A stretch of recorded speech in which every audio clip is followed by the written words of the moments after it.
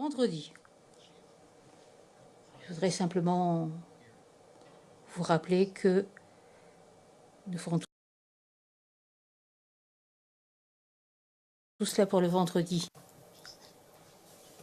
Alors, si il est nécessaire de faire quelque chose, vous pouvez en avertir la Chambre. Nous pourrons éventuellement prolonger les heures d'audience. Nous allons maintenant entendre le témoin 381.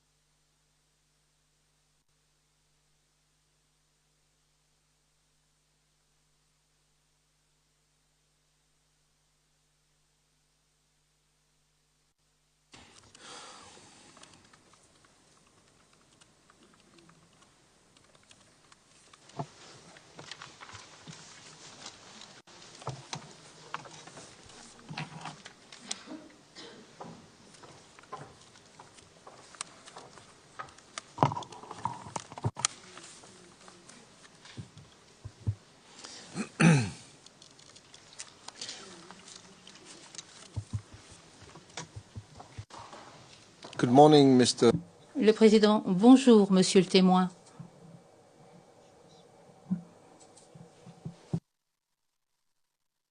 Before starting, Avant d'entamer l'interrogatoire par les parties, je vais vous demander de vous identifier, de nous donner votre nom complet,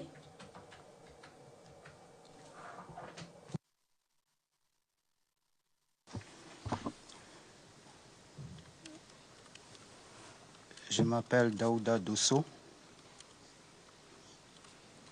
and you've been born? Yes. Je suis né en 1968 à Abidjan, dans la commune d'Adjamé. And you're Ivorian? le président. Vous êtes ivoirien. Oui, je suis ivoirien.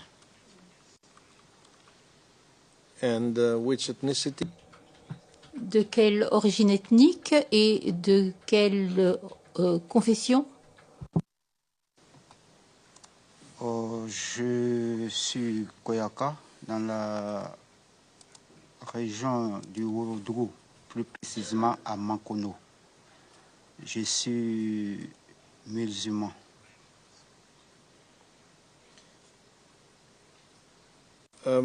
Is this in the north? Est-ce que c'est dans le nord, cette région dont vous venez? Oui. Mr. Duda, Monsieur Douda, quelle est votre profession actuelle? Qu'est-ce que vous faites? Je suis dans les forces armées ivoiriennes, l'armée. Je suis militaire et ma spécialité, je suis archiviste.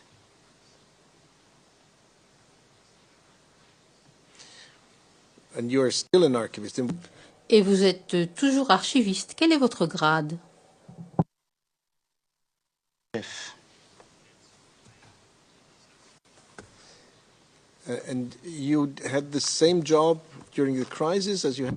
Et vous exerciez le même travail au cours de la crise que maintenant? So I am glad that I perceive that you're speaking. Je suis heureux de voir que vous parlez lentement. Veuillez continuer à parler lentement parce que nous avons des interprètes, nous avons des sténotypistes, donc parlez lentement afin que nous puissions comprendre et pour que les sténotypistes et les interprètes puissent faire leur travail au mieux. Donc parler lentement et éviter les chevauchements. Attendez que la personne qui vous pose des questions ait fini de parler pour répondre. D'accord. And I might give you a sign to slow down. Je vous ferai peut-être signe pour ralentir. Si je fais ce geste-là, ralentissez. Cette chambre a été établie au fin de l'affaire, le procureur contre M. Gbagbo et M. Blé-Goudet. Vous êtes témoin dans cette affaire. En tant que témoin, vous devez dire la vérité. Vous devez répondre aux questions et répondre en disant la vérité. À cette fin, je vous demanderai de bien vouloir lire la formule que vous devriez avoir sous les yeux, qui est l'engagement solennel.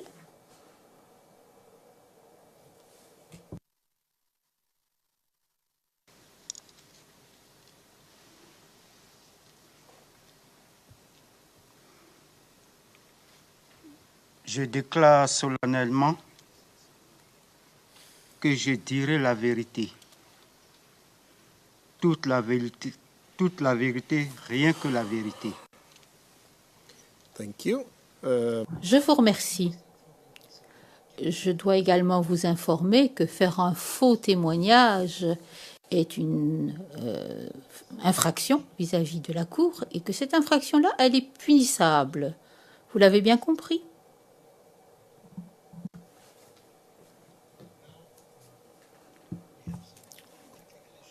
Nous avons quelques questions techniques à résoudre avant de donner la parole au bureau du procureur.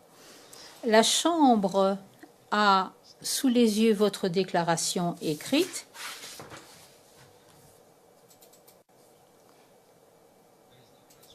Il n'y a pas de transcription. Pourquoi n'y a-t-il pas de transcription? Il n'y a pas de transcription en français non plus. Ah, il y a une transcription en français, mais il n'y en a pas en anglais.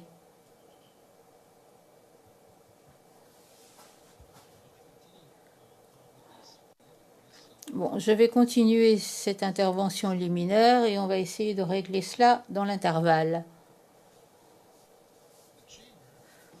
La Chambre a sous les yeux, comme je vous l'ai dit, votre déclaration. C'est une déclaration que vous avez faite au bureau du procureur le 27 et le 28 septembre 2013.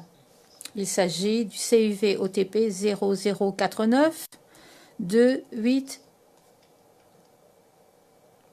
818. Vous avez cette déclaration sous les yeux, monsieur?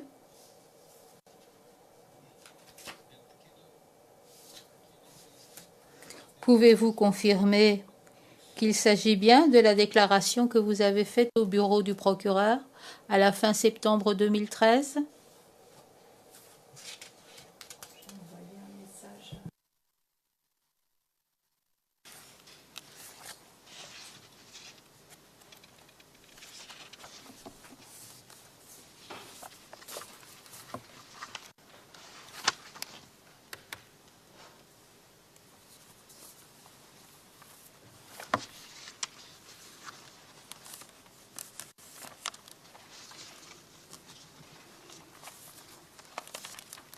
C'est bien la déclaration.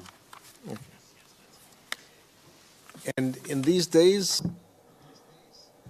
Au cours des derniers jours, avez-vous relu cette déclaration? Est-ce que vous avez eu la possibilité de relire cette déclaration? okay. Good. So the chamber has decided La Chambre a décidé le 6 juin 2017 que votre déclaration écrite pouvait être versée au dossier conformément à la règle 68.3 dans le dossier de l'affaire. Ça veut dire que plutôt que de vous faire répéter toute votre déclaration ici de façon verbale, la Cour peut utiliser votre déclaration écrite. Néanmoins, on vous posera quand même encore des questions. Le bureau du procureur vous interrogera et évidemment les deux équipes de la défense. Et aussi, il y aura la représentation des victimes à leur demande.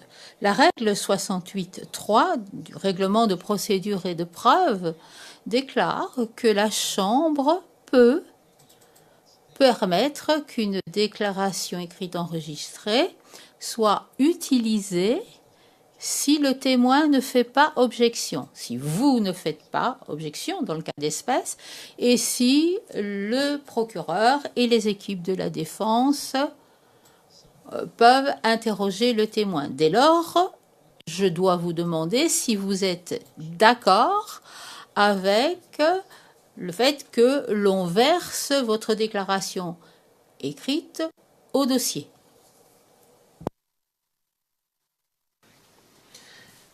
Okay, thank Je vous en remercie.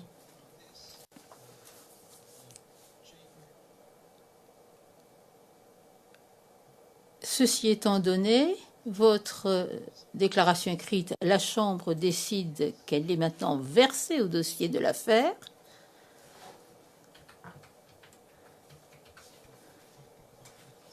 Et si je parle de la déclaration écrite, je parle du document sous la cote que j'ai déjà citée. Donc ce document-là est versé au dossier. Je pense qu'on peut commencer l'interrogatoire. Il y aura des questions supplémentaires du bureau du procureur. Je donne la parole au bureau du procureur.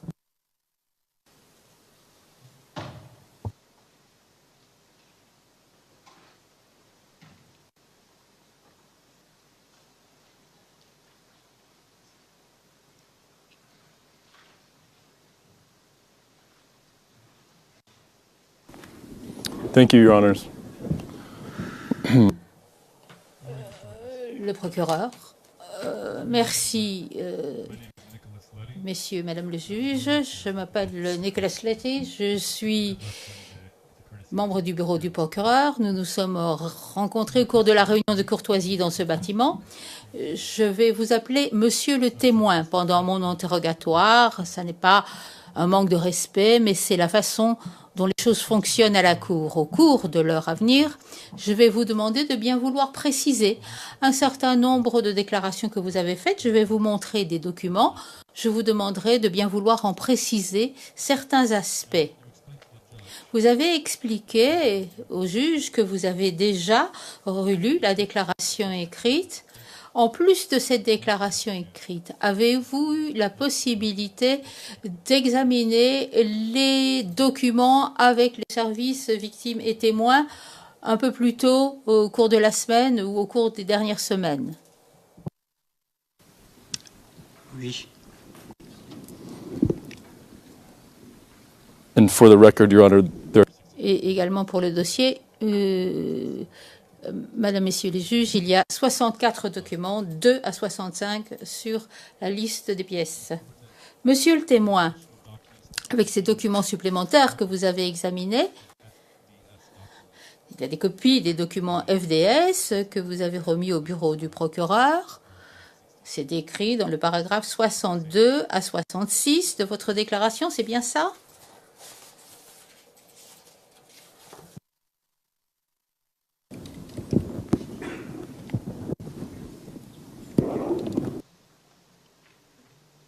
Pas vu.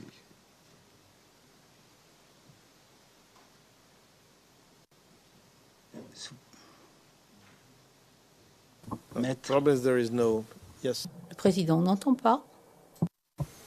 Monsieur le Président, juste une objection par rapport à la question qui vient d'être posée. Les documents qui ont été montrés aux témoins pendant la famille. Let me please. Le président, permettez-moi de résoudre cette question. Il y a des questions techniques ici.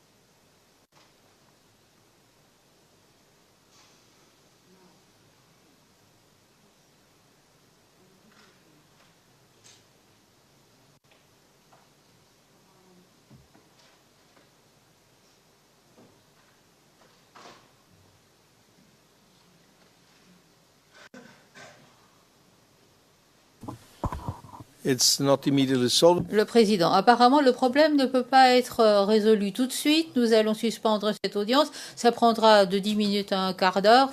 Nous reviendrons dès que le greffier d'audience nous rappellera.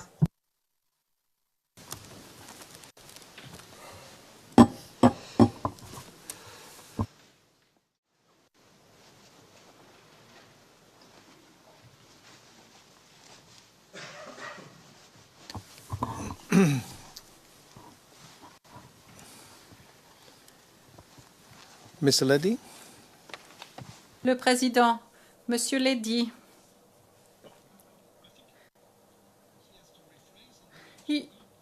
Il faut qu'il reformule, je crois, et puis ensuite vous vous leverez parce que sinon... Posez votre question et puis ensuite on verra. Monsieur Leddy, oui, je peux reformuler ma question. Monsieur le témoin. S'agissant du paragraphe 62 de votre déclaration, où vous avez indiqué que le 31 juillet 2013, vous avez reçu des informations du général Detoletto selon lesquelles des membres du bureau du procureur allaient vous rendre visite et passer en revue certains documents. Au paragraphe 66, vous indiquez que certains documents ont été scannés et remis au bureau du procureur. Est-ce que vous vous souvenez de cela? You also mentioned just now Vous venez de dire aussi que vous avez pu passer en revue des documents supplémentaires la semaine passée, outre votre déclaration. Est-ce que vous reconnaissez ces documents que vous avez examinés la semaine dernière? and what did you recognize? Monsieur Leddy, et que sont-ils à votre avis? Est-ce que vous les avez reconnus? Le président, Maître Jacobs. Si je comprends bien ce que fait le représentant du bureau du procureur, il est en train de demander aux témoins de valider, authentifier, faire admettre, No, come on with this authentic. Président, quand même. ou qui lui ont été remis pendant la familiarisation. Il me semble que la familiarisation n'est pas le témoignage, ne fait pas partie du témoignage, et si le procureur Non, veut faire but- reconnaître des documents aux témoins, il doit le faire en audience et ne pas se référer à une procédure de familiarisation qui se fait ex parte. Merci, Monsieur le Président. He asked only. Le président, il a simplement posé la question de savoir s'il les avait vus. Il ne s'agit pas d'authentification, il a posé la question de savoir s'il avait vu ces documents. Alors allez-y. Monsieur Leddy, monsieur le témoin, vous dites que vous avez reconnu ces documents. Comment les avez-vous reconnus? En tant que quels documents les avez-vous reconnus?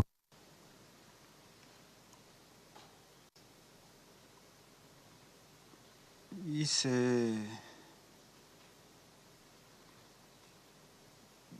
des documents qui, je crois, est un décret. Et puis,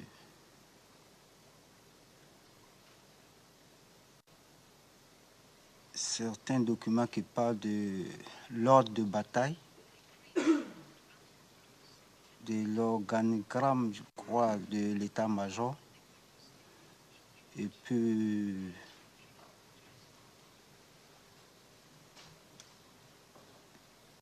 c'est un document relatif, je crois bien, au recrutement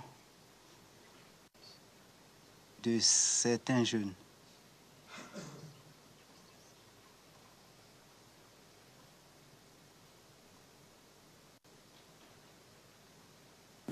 Mr. Witness, Monsieur Leddy, est-ce qu'il s'agissait du type de document que votre bureau fournissait au bureau du procureur en août 2013? Oui.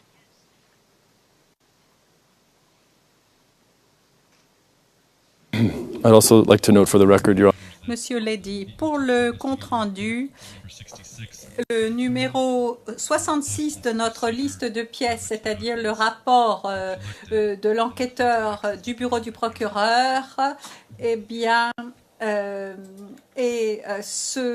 correspond à des documents qui ont été collectés et inclut des annexes reprenant les références ERN pertinentes.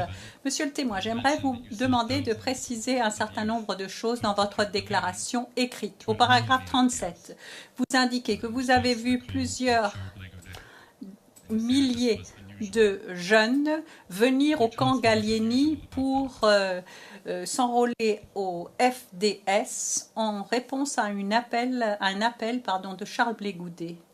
Vous dites que cela était inhabituel. Est-ce que vous pourriez nous dire ce qui était inhabituel dans cet événement?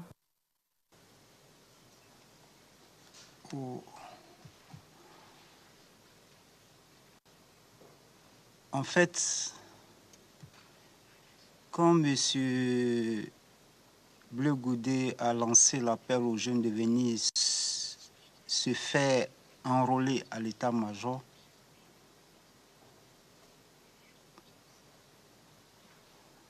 là, tout de suite, j'ai trouvé que c'était aller vite, aller en besogne. Et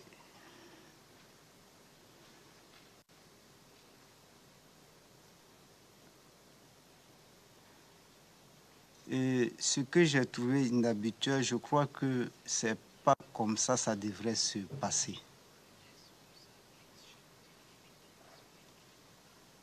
Moi, j'ai vu effectivement pas des milliers, mais des centaines, plus des centaines et des centaines de jeunes envahir l'état-major, le poumon même de l'armée ivoirienne. C'est ça qui faisait déjà peur. Parce que dire une chose et puis ne pas le faire, c'est vraiment difficile.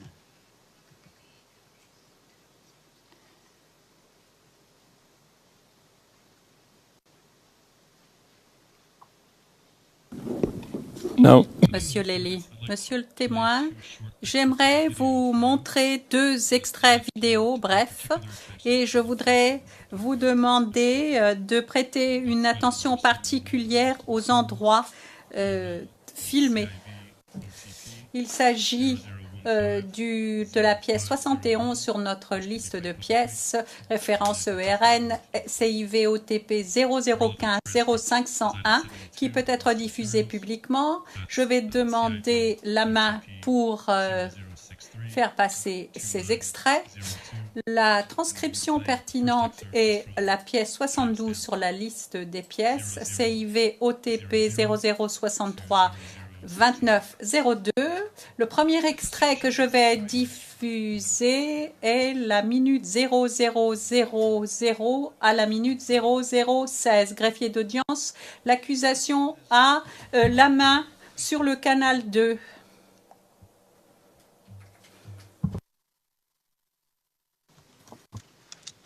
Le président, avez-vous entendu? Monsieur Lely, non.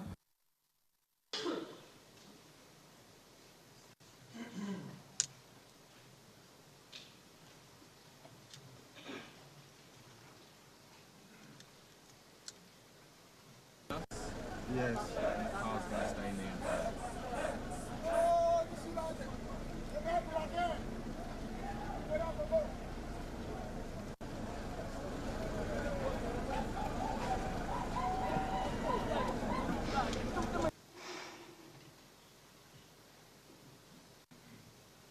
Mr. Witness, from these first 6 Monsieur le témoin, dans ces 16 premières secondes, avez-vous pu identifier l'endroit qui est filmé dans cet extrait vidéo?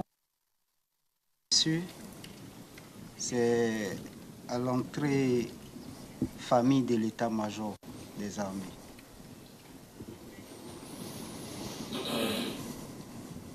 Okay. And for the record, the headquarters Monsieur Ledy. Et l'état-major de quoi exactement pour le compte-rendu? L'état-major général des armées.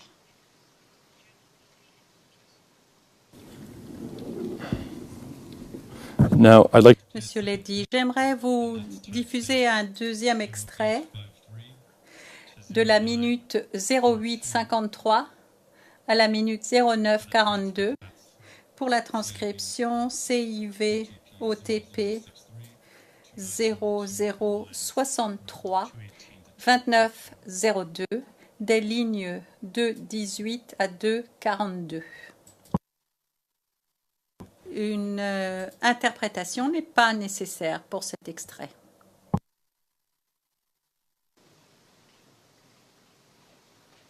And the video will be public. yes, it is. La greffière d'audience et l'extrait vidéo est public. Monsieur Ledy, oui.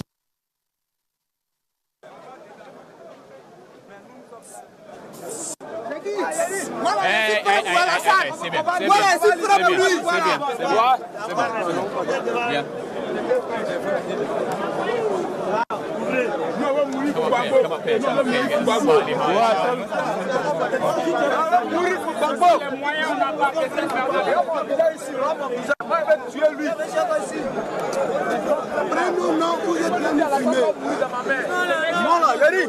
Nous, là, nous allons libérer notre pays.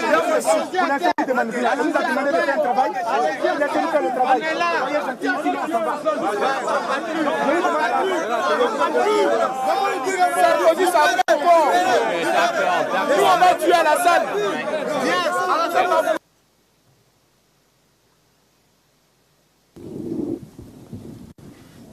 So we'll stop the video there, Mr. Witness. Monsieur Ledy, nous allons arrêter l'extrait vidéo maintenant. Est-ce que vous reconnaissez le lieu filmé dans cet extrait? La même question que tout à l'heure. Bien sûr, c'était au stade du BCS.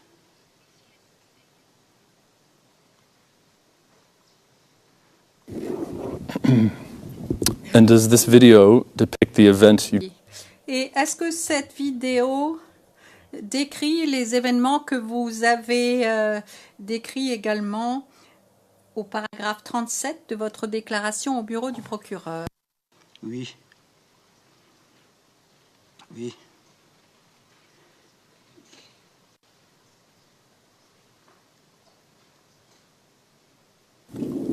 And for the record, Mr. Monsieur Ledy, pour le compte-rendu, monsieur le témoin, est-ce que vous pourriez préciser à quel endroit exactement est situé ce stade du BCS? Quels sont les bâtiments qui sont autour? Les bâtiments qui sont autour du stade, c'est là où habitent les militaires, où sont logés certains militaires. Ce n'est pas tous les militaires qui travaillent là à l'état-major ou au BCS. C'est là où logent certains militaires. Et le BCS, lui, il est situé totalement à l'arrière.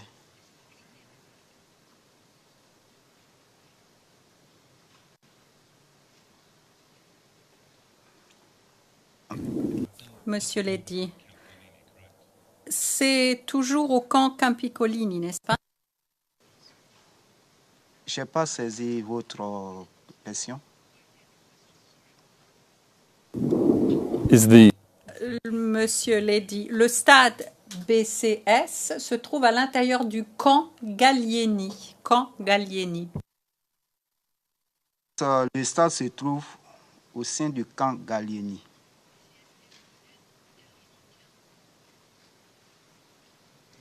Mr. Witness, did you hear... Monsieur Ledy, est-ce que vous avez entendu si Charles de Blégoudet était venu à l'état-major ce jour-là, le jour où les recrues sont arrivées pour s'enrôler? Est-ce qu'on peut les appeler des recrues? Je ne sais pas. Parce que je crois que c'est que nous, on appelle recrues. Avant de faire appel aux recrues, ce qui est dit dans notre Constitution, chaque jeune à partir de 18 ans doit aller dans la circonscription de sa commune ou dans sa sous-préfecture, il y a des moments qui sont définis pour ça. Je crois vers fin novembre, décembre, ils doivent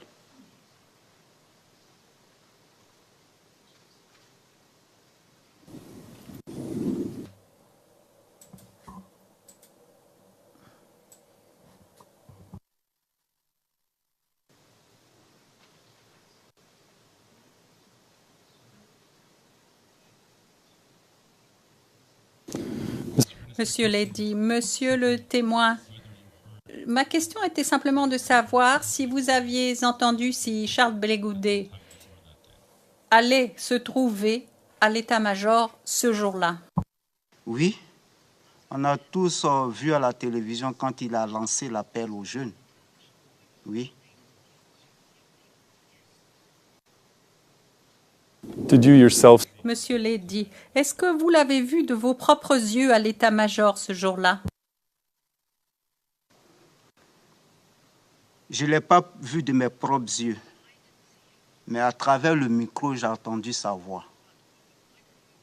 Parce qu'il était pratiquement impossible d'arriver sur ce terrain-là.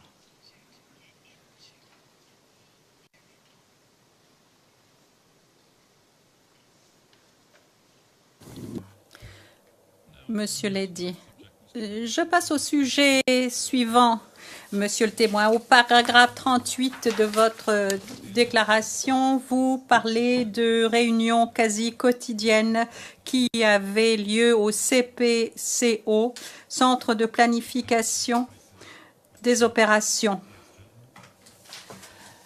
Ceci s'est déroulé pendant la crise et des généraux des FDS et des ministres du gouvernement non spécifiés.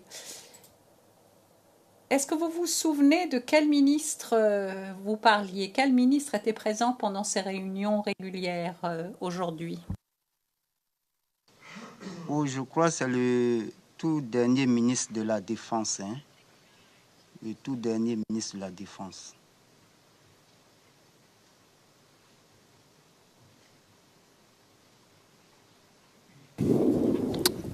and do you remember Monsieur Lady, est-ce que vous vous souvenez à peu près à quel moment ces réunions ont commencé? Ouf. Là, je ne peux pas trop me souvenir de ça. if I put the date to you of Monsieur Lady, si je vous dis le 21 février 2011, est-ce que cela rafraîchit votre mémoire?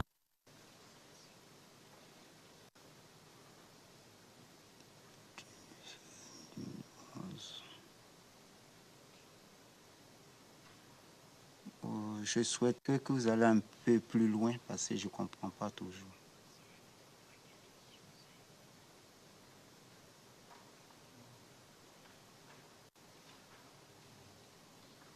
That's okay, we can move on. Monsieur Lady, pas de problème, on peut aller plus loin. Là, ma question suivante porte sur le paragraphe 41 de votre déclaration. Vous parlez du 28 mars 2011.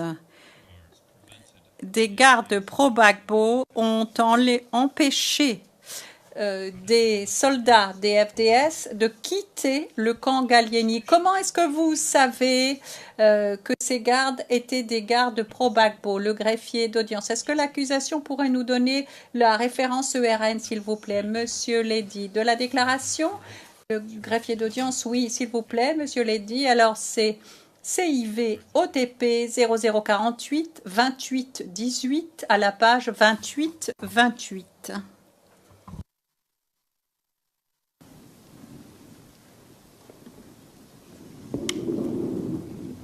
So the question, Mr. Witness, Monsieur Lady, la question est la suivante. Comment est-ce que vous pouvez dire que ces gardes étaient des gardes pro-Gbagbo?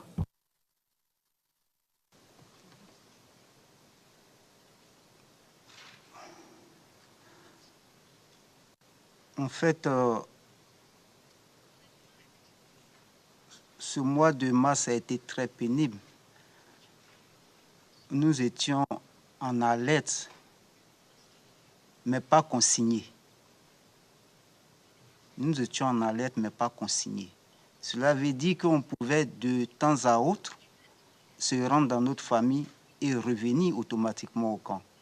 Parce qu'à cet effet, il y a des dispositions qui sont prises.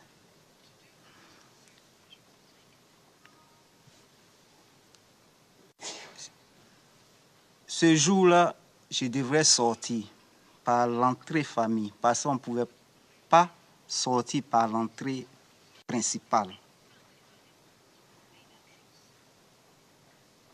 Et là,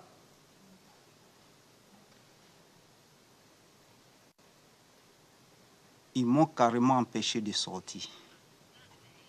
Des collègues militaires comme moi.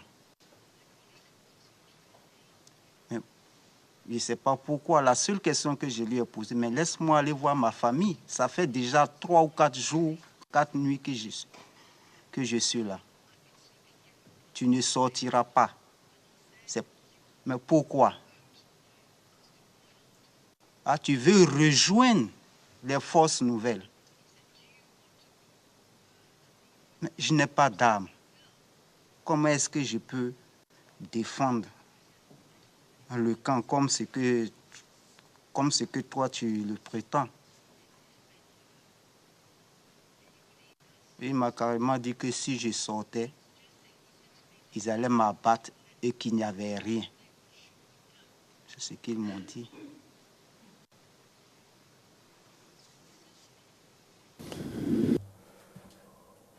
Monsieur Lady, monsieur le témoin, au paragraphe 43 de cette même déclaration, même ERN, qui se termine par 28-28, vous déclarez que des soldats de langue anglaise se trouvaient au camp Gallieni le 31 mars 2011 ou autour de cette date. Savez-vous qui était au commandement de ces soldats à ce moment-là? Parlez de quel soldat au juste, s'il vous plaît, maître. Monsieur le Président. Yes. Le président, oui. Maître Jacob.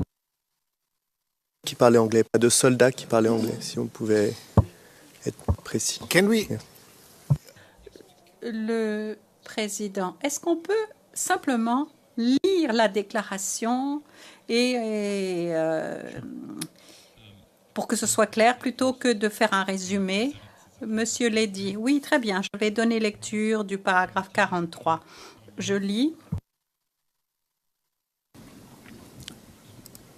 Je suis parti à mon bureau et j'ai vu beaucoup de gens dans le camp. Il y avait des militaires qui y étaient consignés et les jeunes qui voulaient s'enrôler dans l'armée et aller au front.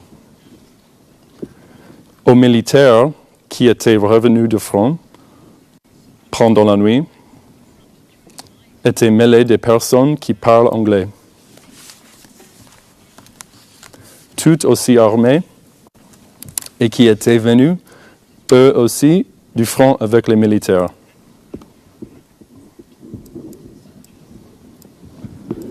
So my question to you, Mr. Witness. Donc ma question, monsieur le témoin, est la suivante. Est-ce que vous savez qui commandait ces soldats qui s'exprimaient en anglais? Le président, qui, au juste, monsieur l'a dit, ces personnes qui parlaient anglais, qui les commandait? Le président, très bien.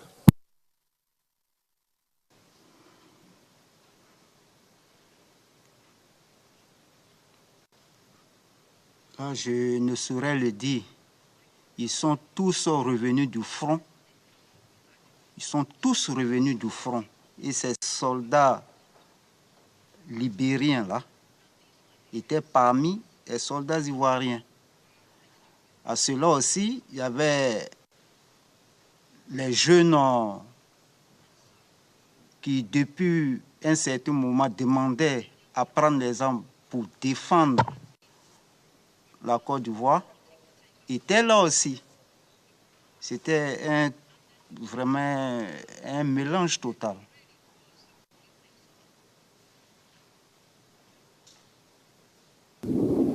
And in your 11 Et pendant les 11 et quelques années que vous avez passées à l'état-major, est-ce que vous avez jamais vu des soldats qui parlaient anglais?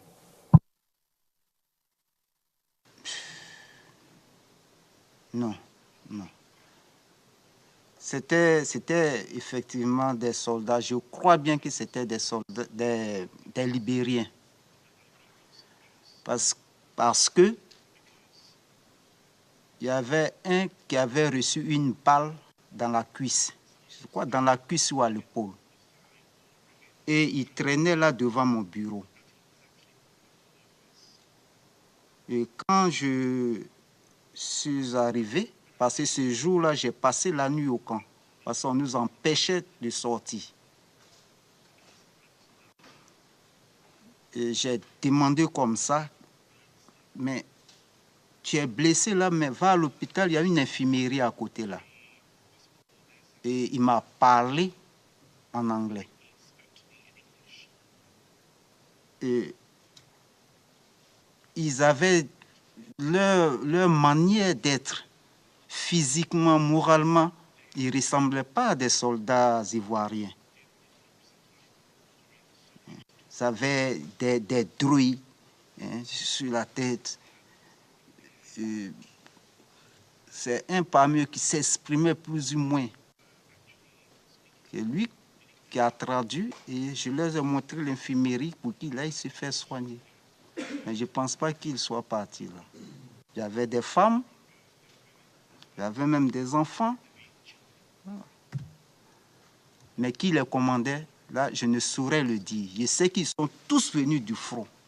Et ils sont venus quand ils rentraient aux environs de 23h30. Eux, ils étaient spécialement dans un véhicule.